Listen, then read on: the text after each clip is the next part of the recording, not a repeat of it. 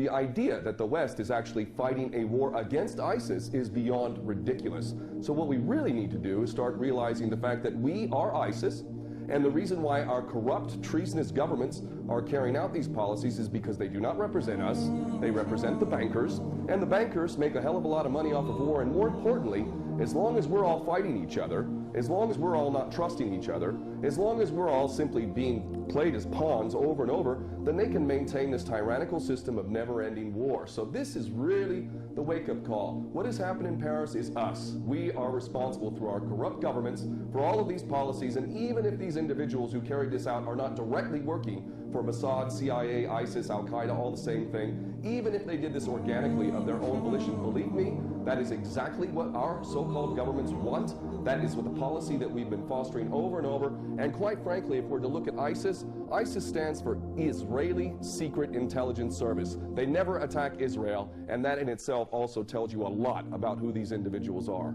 Well, some of the events there, Ken O'Keefe, that our guest Rodney Martin talks about in terms of Islamophobia being created again, or more policies to exercise against Muslims, well, maybe this is what the intent is behind these attacks.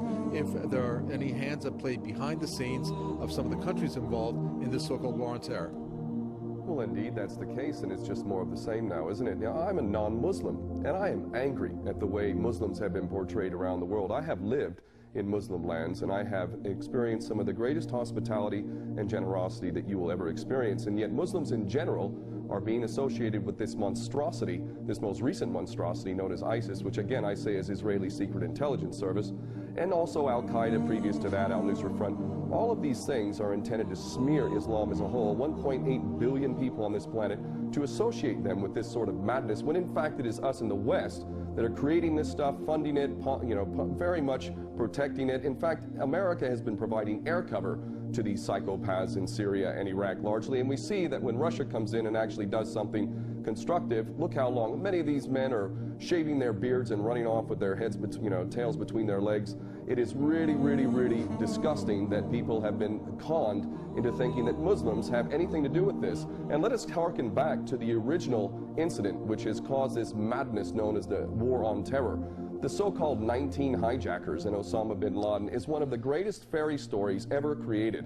The idea that this man in a cave in Afghanistan on dialysis was masterminding this incredible operation in the United States with 19 so-called hijackers wielding box cutters, Mohammed Atta among them, snorting cocaine and hanging out with strippers in Florida, that these people are responsible for this event in defiance of the greatest military machine in the history of mankind, never mind all of the evidence that's come forward that makes the official version of 9/11 beyond ridiculous. Muslims did not carry out 9/11. In fact, those who blame the Muslims, primarily the Jewish supremacist Zionist-controlled media of America and the government which is controlled by these Jewish supremacist Zionists in America, all of them parrot the same ridiculous, tired old line that Muslims are responsible. And this is an agenda which is intended to create a clash of civilizations. And if we are smart as people, we're going to see the agenda for what it is, and we're going to realize that those who are collaborating in this agenda need to be held to account for literal war crimes and crimes against humanity. And I'm including